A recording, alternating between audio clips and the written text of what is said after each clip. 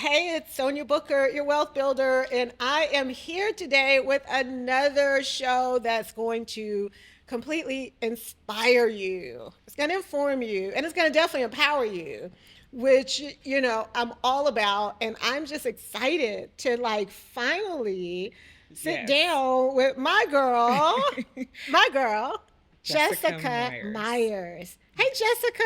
How are you? I am wonderful. Oh, I love being here. I love the space. It is amazing. Well, we are here at Studio House Atlanta, where we do our podcast live under the direction of the amazing Elle Devlin Photography. Yay, shout out. So, as we get into this, there's so much I want to talk to you about, and I just feel like I never have enough time. And even though we talk here and there, when I see all the things that you have going on, my mind is completely blown. All right, but we have to start with how we met or how you met me. Yes. I mean, because that in itself was yeah. So I heard your name through the years, and it's just so interesting at the points that you've been popping up in my life. Like you popped up in my life with Aiming High. And yeah. Sylvia High, who's been a Sylvia High, huge mentor in my life. yeah. And I actually won, I think you asked a question to the audience. I raised my hand and I won your book on real estate. Yeah. Not knowing at the time I would be in real estate. Wow. But I just remember from that book, it planted a seed in me. And just to see how it's flourished. I mean, many people have nourished it over the years, but you definitely were one of the pivotal people to plant that seed during that time that I was making the transition out of corporate America. Wow. Yeah. And that was my first time being with Sylvia High at Aiming High. I was one of the speakers there. And it was just some phenomenal people. And the women were on fire, And I mean, who knew? And sometimes I feel that way. You go places just to plant seeds. And sometimes it's just about that one person or something that would come full circle. Yeah. So you were just at Aiming High, this over the weekend? Yeah. So this past weekend, since that moment, that was really my first I Am Woman conference that Sylvia does annually. Yeah. Since that moment, we just celebrated the 9th year. We're going into the 10th year next year. And since that moment that we connected, I go back and volunteer every year. So you're not telling me that was 9 years ago? Are you telling me that was 9 years ago? Really? I'm telling you that was 9 years ago. Oh my gosh. Yes. Wow. Was that the first one? Well, actually, I think that was the second. Okay. That may have been the second one. Okay. So it's still 8, 9? It's still under the 10 range. Oh my goodness. We haven't hit 2 digits We yet. have not hit. Oh, we'll have to celebrate. Who knows what we'll be doing? Oh yeah, exactly. Okay. We'll have to do a project or something. Yeah. That part. That part. All right. So you were doing your pivot out of corporate America and you started going into real estate. Outside of here's a book I won. I raised my hand, answer a question. Was it something there before that said real estate would be great? Or did you have really no idea? Well, really in tandem with Sylvia's program, it has you look at your life and what are you about? What are you putting together? And I also, too, had gone to a Les Brown conference. Okay. And that's really where I understood the concept of wholesaling. Because I knew real estate was something I wanted to get into. But it was where is my entryway? I see Highway 95, but what rampway do I get on? And so that's where and wholesaling. Do I go east or west when I get there? Exactly. Because one of the things in your book you mentioned is that you would have to review over 100 properties to look and find the one. So it was okay, because you get discouraged when I was in class and understanding about wholesaling, you get 10, and they're all a no, and you're just I want to quit. And then when I read that it was wait, but this lady who sat on that stage said that if you do hundreds, she had to go through hundreds. It's a numbers game. It's a big numbers game. Yes. Yeah. So it was the encouragement that I needed whilst I was taking classes to get into wholesaling. Wow. And that's when it was okay, so I just got 10. They said no, but this lady had hundreds. And she's now, the book is talking about multifamily and the different facets of real estate. So it was okay, because all I could see at the time was my current circumstances. Right. And I feel your book during my journey at the onset helped me to see beyond what I could see for myself in a Black woman that was able to do and achieve the same things. That is amazing, because when I started real estate, 20 years, I know it's amazing to me. Yeah. And if I really go back, I mean, I started real estate with my grandfather. We had a construction company, we had rental property that we, so I was just like always in it without really knowing it would be such a big piece. And that's the beauty of what I love about real estate, because my uncle, he unfortunately passed before I was born. I didn't even know him. Oh, wow. But to go back, my mom, and I'm getting chills now just thinking about it, a couple of months ago, and I probably should have brought it today. He's an architect, and he was writing a dissertation of a community development of pitching to the military base. He wrote out the square footage for each building, and literally this huge massive development that he was pitching, and it was a thesis, and it was his notebook. Never even met him, didn't even know. But I'm like, how much of development we're doing now across the world. And my uncle back in 1977 wrote a dissertation, and my mom handed it to me right now. And it's talking about a planned community that he's pitching to the government that he built out. Now, whether he got to do it or not, I don't even know. Oh, my goodness. I got chills. But it was right there. And it was like, to somebody who did this before I was even thought about. And now to be given to me in 2023, when we're at the helm of developing all across the globe. Oh. I mean, it's divine so timing. What was your uncle's name? Ronald Eric Tipton. Okay, because I mean, we're gonna have to do a whole development in his honor. But I think that's the beautiful part about where I think people, like, I know a lot of my family history, like all the way back, like 7, 8 generations. And because when I first wrote my first book, it was like, I wasn't even good in English. What am I writing? What am I, and then being an entrepreneur.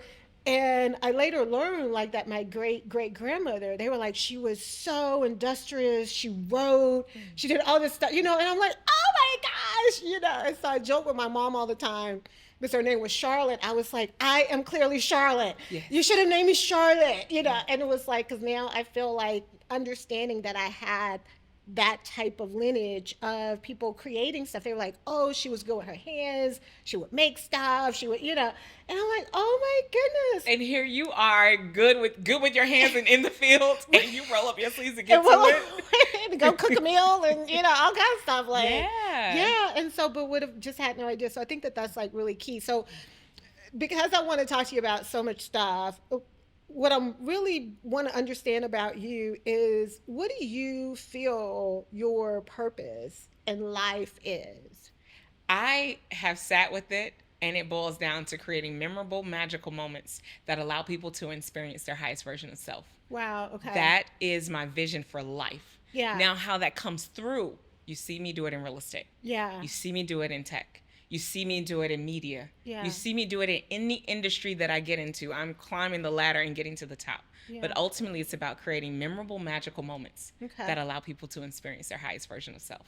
And when did you know, like, this is how I serve the world? Like, when did you know that? Back in 2018, after reading Think and Grow Rich. Okay. I'd read it before, and my dad been telling me to read it. And anyone who wants to understand how to sit with your burning desire and how to find that. Yeah. Think and Grow Rich is a book that really helps you get clarity around what is your life's burning desire. Because a lot of times, and I know people probably think me to say real estate when I start talking about that, and something in the vein of real estate. Yeah. But who I am is experienced through what I do.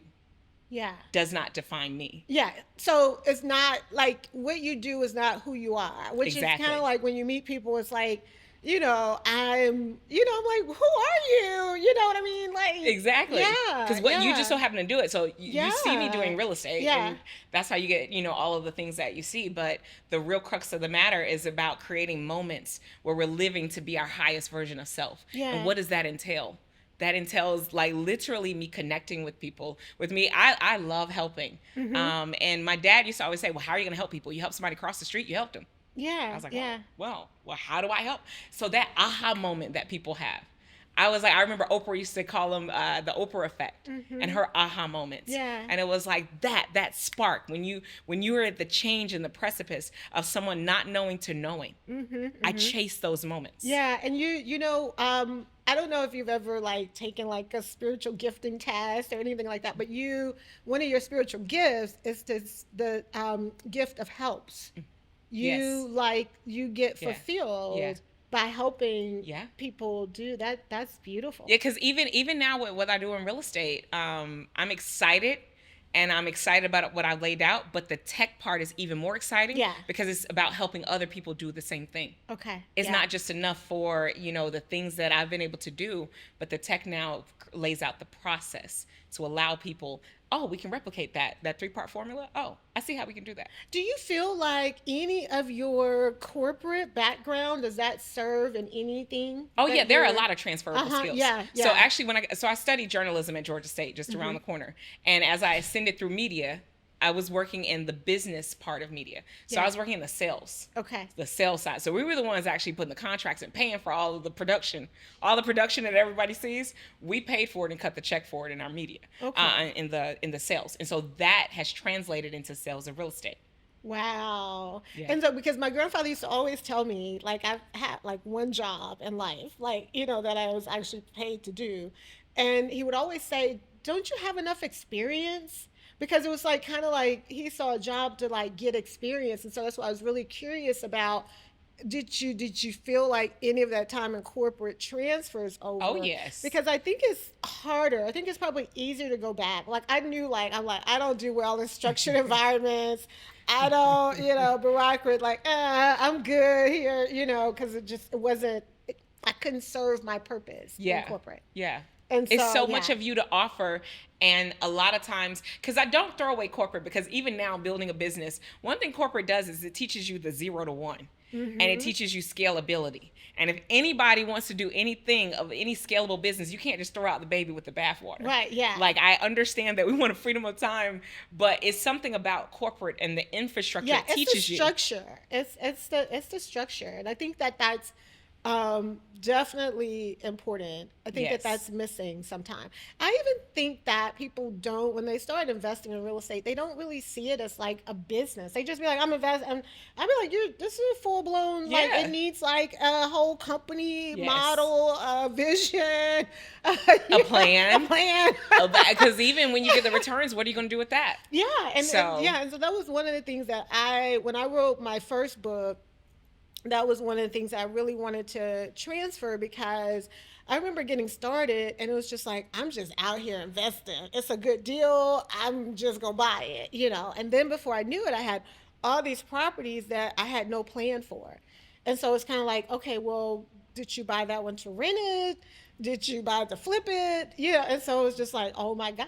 It sounds like people who see the reels and the reel just said, do this, and this, and you buy it, and then you make $20,000 a month, and then you're good. Well, I mean, the thing about me in real estate, and sometimes it, I feel like it dates me, but it also shows my wisdom in the business. Is when people are like, oh, they're watching reels or HGTV. I was like, I was HGTV. Like, that was nothing to watch. Like, I did the seminars in my driveway, in my living room, in my, of like trying to help people do it. But I never thought about the importance of recording what I was doing as opposed to doing what I was doing. Yeah. Like, I was busy doing it. Then, like, we didn't roll down and buy a bunch and take pictures and, it was just like, but you were doing it, but you weren't trying to tell people. And it was very late when I got on social or any kind of social media that was like, oh, people want to know. Oh, I need to share this. Or, it matters. I was like,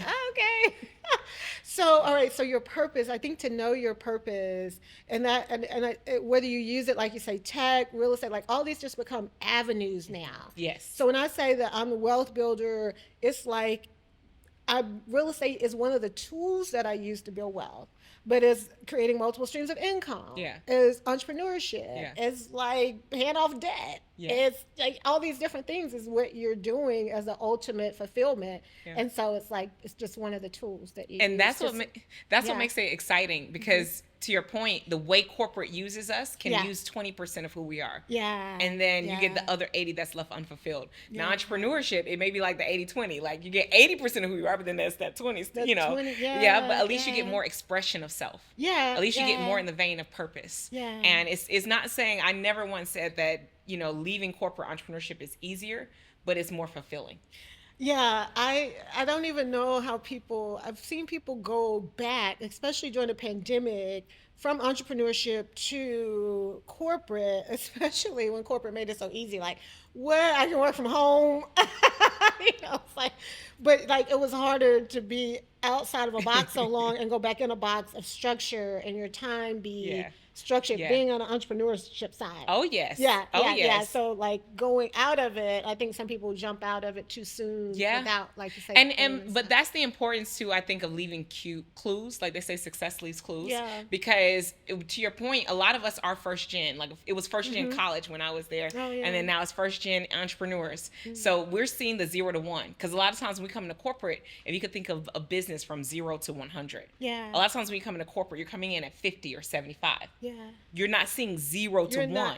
Not at all. And so that part, I think, is what needs a lot more transparency from the people that have gotten to the 10, the 15, and even built beyond that as far as your scalability of business. Yeah. But that 0 to 1 is just empowering and encouraging that you are all going through it. Right, we are all going through it. You're just seeing we've gotten on the other side of it. Yeah. And that's one of the things, like, because even listening to Think and Grow Rich, he talked about Henry Ford. And it was like he was in the courtroom a lot. And I was like, wait, everything I know of Henry Ford, we know the Ford cars and the factories that inspired everything. Yeah. When he was alive, though, he was having to be in the court dealing with people. And it was like everybody is going, don't get caught up in the legacy. Yeah. And we see Henry Ford and knowing all that he's done, and like, he had it perfect. I'm struggling. Right. Yeah. Because that's how people are feeling. Yeah. Like you said, people, great for you, Jess. I'm going to go back to work. I sat outside of Target and I looked at that sign that said $13 an hour. Right. And I was like, I was very tempted. Yeah. And I was like, I remember sitting outside of it. That reminds me of like, I know that I hit the jackpot of mentors. Like, for my mentor to be the late Herman J. Russell, like when you talk about like Henry Ford, I mean, these are people that we like can't even really trace, and you take time, and it's great authors that have put the information together to help us learn about those leaders. But when I think about the time I spent with Herman J. Russell and what he built, that we see with our eyes of, like, when I met him, his company was 50 years old. Wow. And I remember the reason that I wanted to meet him was because I was reading about him in Black Enterprise. And every, month they would have like the BE list, and, Black Enterprise was like the thing. Like you had your subscription and you wanted to, because you saw all the other big business, but that was our only, like, it wasn't social media. So this was our only, like, portal to the Black business world. So it was just kind of like, we get it. It's like, oh, we get to read about Black business. So he was always on the 100 list company. And I was like, how's this company in Atlanta? At that time, I was just like buying my little duplexes, had my little stuff. And I was just like, I want to meet him. Like, I need to know him, not his company, not, like him. Because to know that you built in civil rights, during civil rights, that you were in Atlanta building a company that was now 50 years old at that time, and now it's over 75 years old. Yeah. But it was like, how in the world did you do that? Yeah. And so I remember it took me 2 years to just meet him. Yeah. Of just putting out there, like, I just want to, be able to contact him. Yeah. For him to just know I'm out in the world, just that kind of thing. And the stories that he would share, and like you said, when you look at his legacy now, you don't realize, like, when he hit that $1 million mark was not all his life. When he lost money, and what I learned from that experience, and I tell people, I use this line all the time. I'm like, well, if nothing else, I'm gonna teach you how to not lose $1 million, because he shared his experience of losing $1 million with me. Wow. Exactly. Wow. Right. So it's like, that is priceless. Like, what I want to do is but even something like that, because what encourages me, as much as I have wins and losses, Diddy's mentioned that he lost $33 million on a deal. Yeah. And I was like, instead of being like, oh, that was such a huge loss, it was like, how much money did he have that $33 million or that $1 million was a loss, but I can keep going. But you know what he had, and I think what was interesting, because he wasn't where he was now. Like it was like it could have wiped him out. Yes. Like it wouldn't.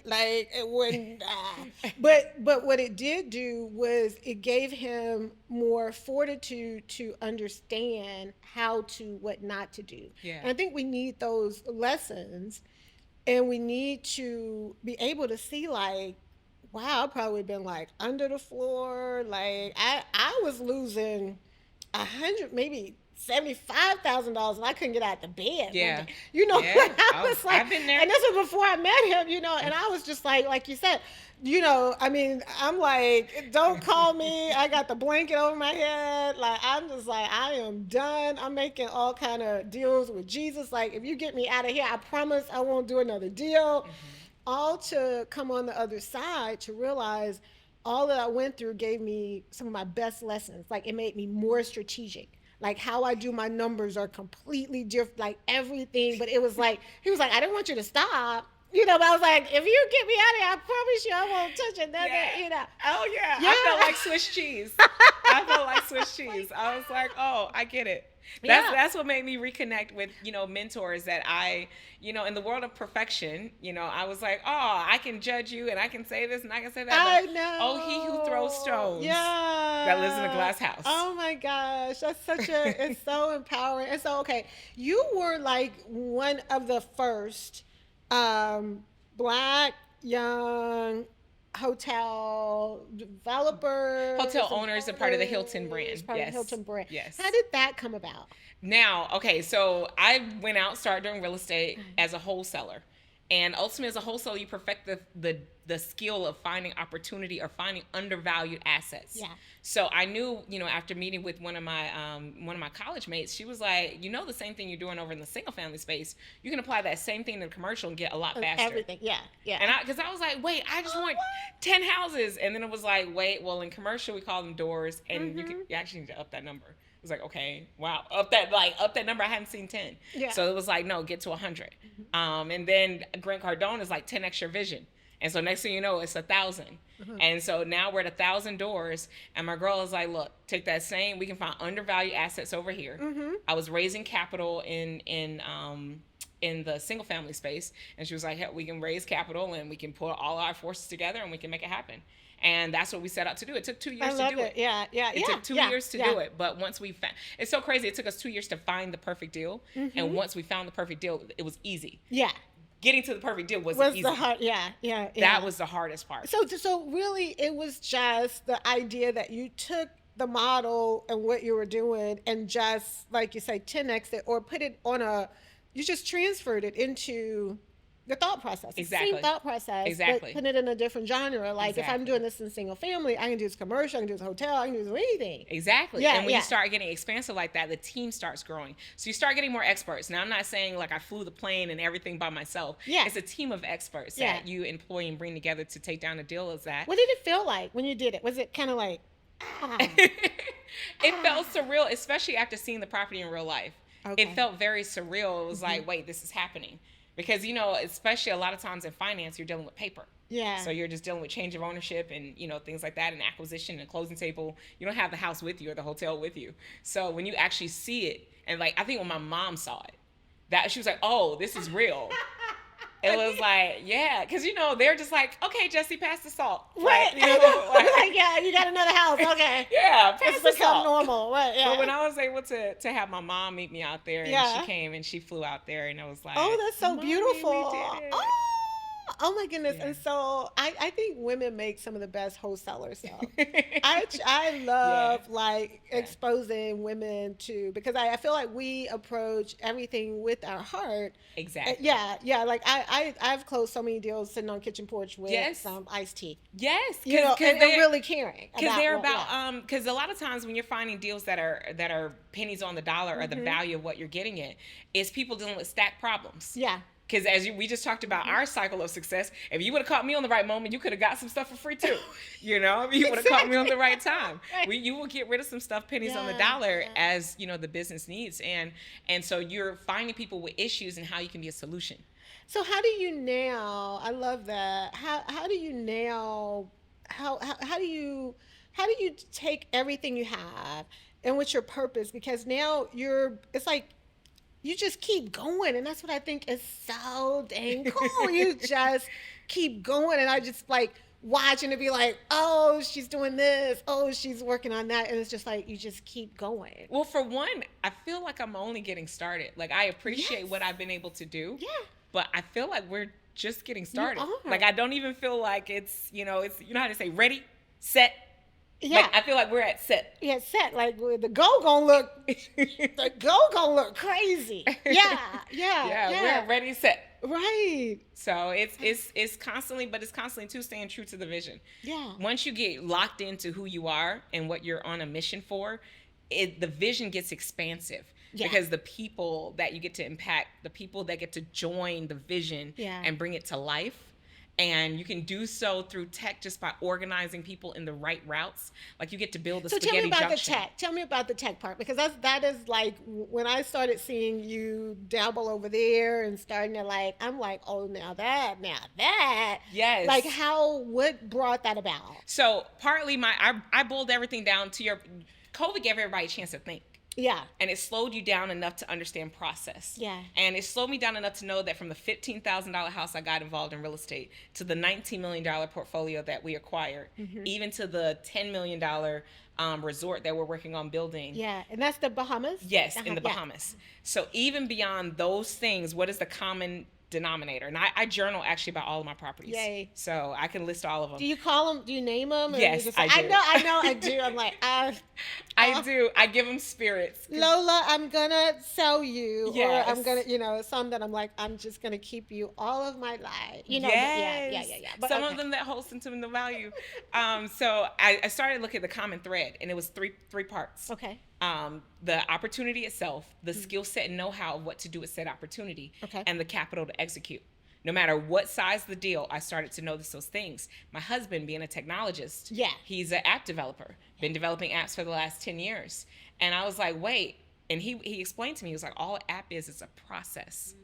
And it allows, so as a tech engineer, he's able to help me build this highway, because I know how take it out of your mind and to get it out in the journal, like, this is how I want this to. And so that process then lives beyond you. Yeah. And I know we were speaking of Henry Ford earlier, but one thing Henry Ford was known for was teaching a process. That's right. Oh, and he revolutionized the industry.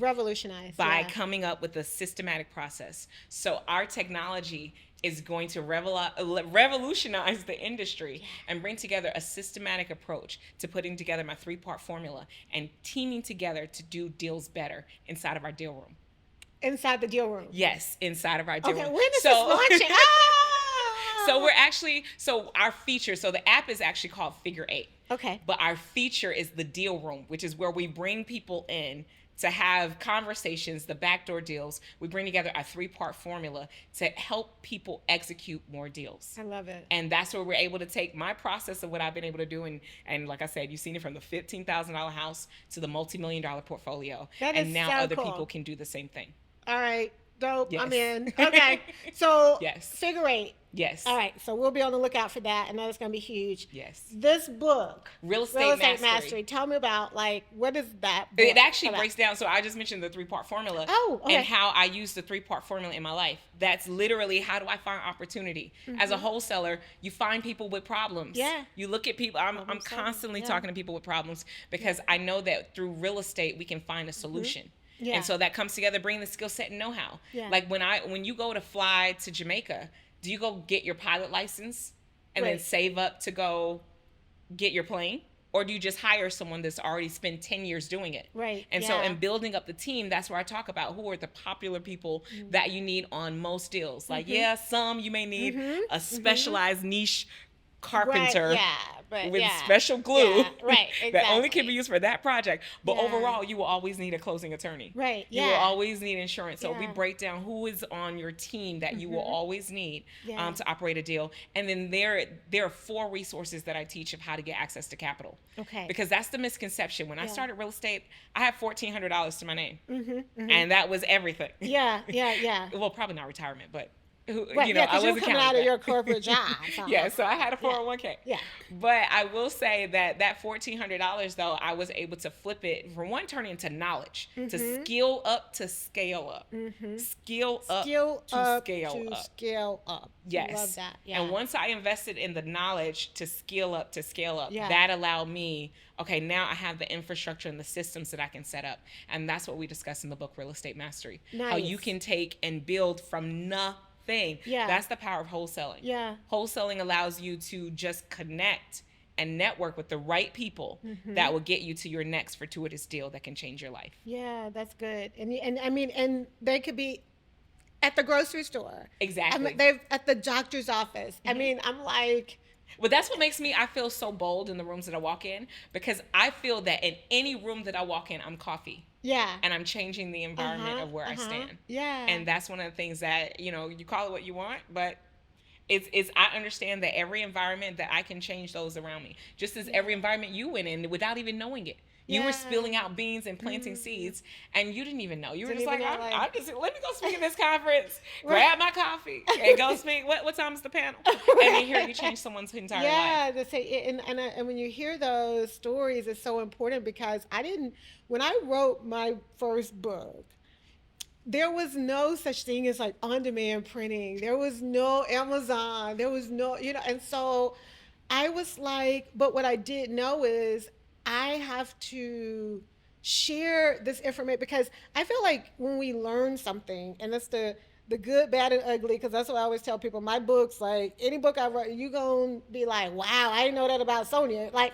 because I think the vulnerability is that I didn't have a bunch of money. I didn't have this or that. Or sometimes people, as you get further in life, they be like, oh yeah, well she...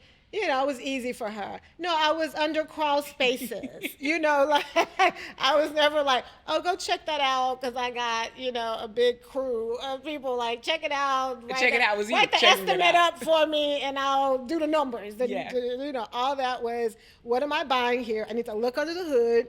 I need to make sure this foundation, these stilts not coming down. I need to see what all I'm buying and dealing with, because it all matters, and this is me. Yeah. Yeah. So what has been one of your biggest mistakes? Or do you count them? Do you really count mistakes as mistakes? Because they become... It's the wisdom of it all. Exactly, because as much as I had 10 things I could have named just now, you said and that. I had to But it was like, ooh, but it made me hear, ooh, but I'm now. So it's hard to call them mistakes, because even going through a loss, I will say I did have, some losses that I experienced. And then going back and looking back at closing day when I bought it the first time, it was like going back, like, oh, but I've done it again. Yeah.